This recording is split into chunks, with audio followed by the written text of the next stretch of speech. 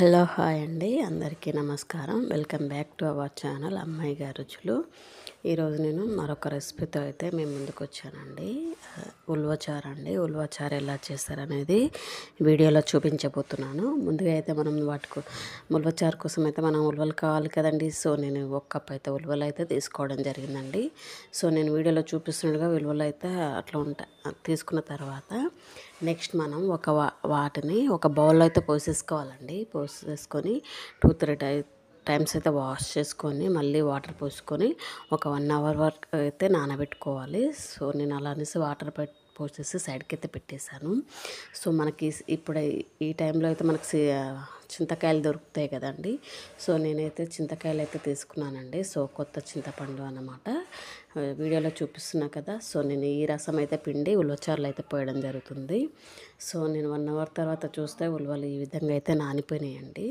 So నేను వీటిని అయితే మరొకసారి అయితే వాష్ చేసి కుక్కర్లో వేసి ఉడికిన దాకా ఒక 5-6 విజిల్స్ వచ్చేంత వరకు కూడా ఉంచాలి. ఎందుకు అంటే మనం నానబెట్టినాం కాబట్టి తొందరనే ఉడికిపోతాయి. సో అట్లా అనేసి కుక్కర్లో వేసి సాల్ట్ వేసి వాటర్ పోసేసి మూత పెట్టేసానండి. మూత పెట్టి విజిల్ అయితే పెట్టేయాలి.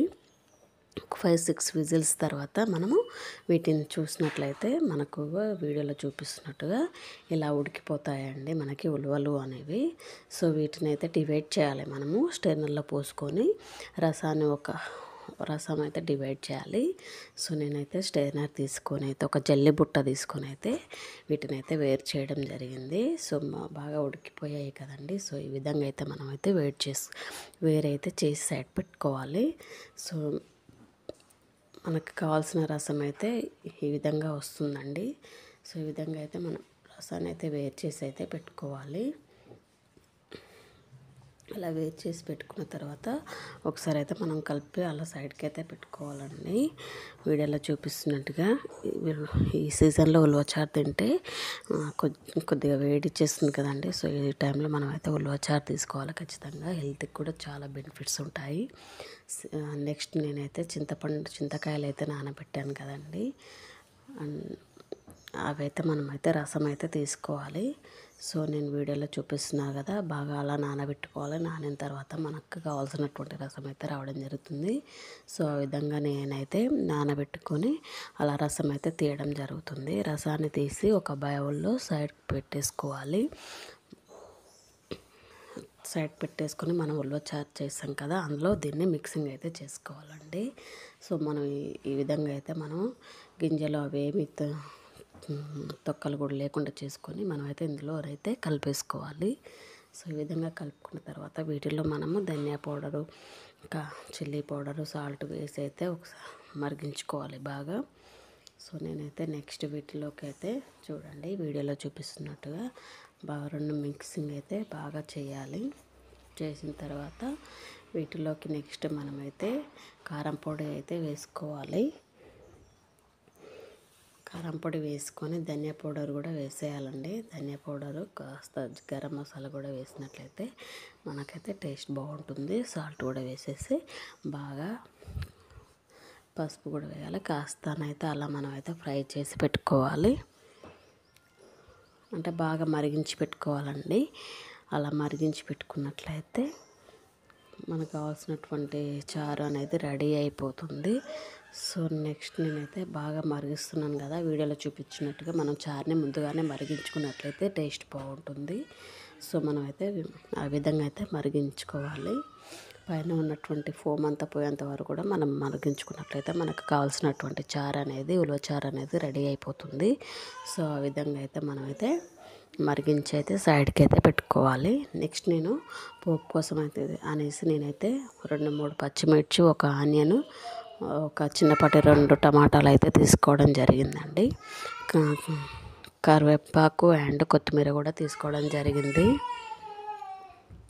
తీసుకొని అలా సైడ్కి అయితే పెట్టుకోవాలి.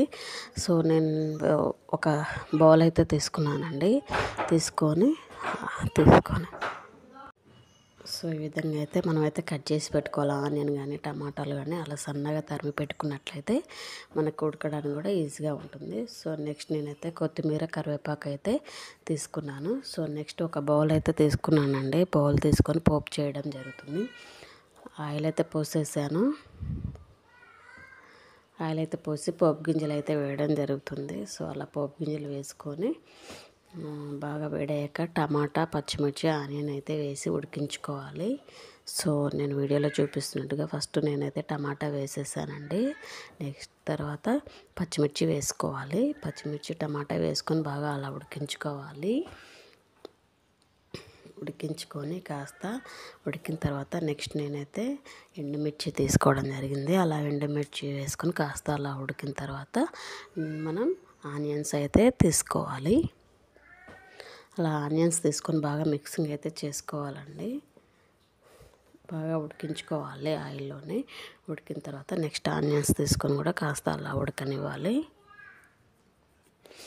వీడియోలో చూపిస్తున్నట్టుగా మనం అలా చేసుకున్నట్టయితే మనకు చారు అనేది బాగుంటుంది, టేస్టీగా వస్తుంది. సో ఈ వీడియో నచ్చినట్లయితే మీకు లైక్ చేయండి, షేర్ చేయండి, పక్కనే ఉన్నటువంటి బెల్ ఐకాన్ కూడా యాక్టివేషన్ చేసుకోండి. ఎప్పుడైతే నేను వీడియోస్ అప్లోడ్ చేస్తూ ఉంటానో మీకు నోటిఫికేషన్ అనేది రావడం జరుగుతుంది. సో నెక్స్ట్ నేనైతే పసుపు అయితే వేయడం జరిగిందండి. సో అలా పసుపు వేసుకున్న తర్వాత కాస్త అలా కలుపుకోవాలి. కలుపుకొని కరివేపాకు, కొత్తిమీర కూడా వేసేసి అలా ఒకసారి కలుపుకోవాలి. అల్లం వెల్లుల్లి పేస్ట్ కూడా వేసుకోవాలి. బాగుంటుంది టేస్ట్. అల్లం వెల్లుల్లి పేస్ట్ పచ్చివాసన పోయేంత వరకు కూడా ఆయిల్లోనే ఉడికించుకోవాలి. కరివేపాకు, కొత్తిమీర వేసి కాస్త అలా ఉడకనివ్వాలి. ఉడికించినట్లయితే మనం రెడీ చేసి పెట్టుకున్నటువంటి చారు కూడా ఇందులో మిక్సింగ్ చేసినట్లయితే మనకు కావాల్సినటువంటి ఉలవ చారు అనేది రెడీ అయిపోతుందండి. సో ఇది అండి ఈరోజు రెసిపీ. వీడియో నచ్చినట్లయితే, ఈ ప్రాసెస్ నచ్చినట్లయితే లైక్ చేయండి, షేర్ చేయండి, ఛానల్ని కూడా సబ్స్క్రైబ్ చేసుకోండి. నెక్స్ట్ మనం బాగా బాయిల్ చేసి మరిగించి పెట్టుకున్నటువంటి చారుని ఇలా పోసేసామంటే మనకు కావాల్సినటువంటి ఉలవచారు అనేది రెడీ అయిపోతుంది. సో ఇది అండి ఈరోజు రెసిపీ. ఈ ప్రాసెస్ నచ్చినట్లయితే లైక్ చేయండి, షేర్ చేయండి, ఛానల్ని సబ్స్క్రైబ్ చేసుకోండి. మరిన్ని వీడియోస్ కోసం కూడా ఈ ఛానల్ని అయితే సబ్స్క్రైబ్ చేసుకోండి. Thank you all of you. Please support చేయండి. మరిన్ని వీడియోస్ అయితే మీకోసం అయితే మంచి మంచి రెసిపీస్ అయితే మేము ముందుకు తీసుకొస్తాను. చూసారు కదా ఉలవ చారు అనేది ఈ విధంగా వస్తుంది. మనం ఇందులో టమాటా రసం కూడా యాడ్ చేసుకోవచ్చు. సో నేను టమాటా రసం అయితే స్కిప్ చేశానండి.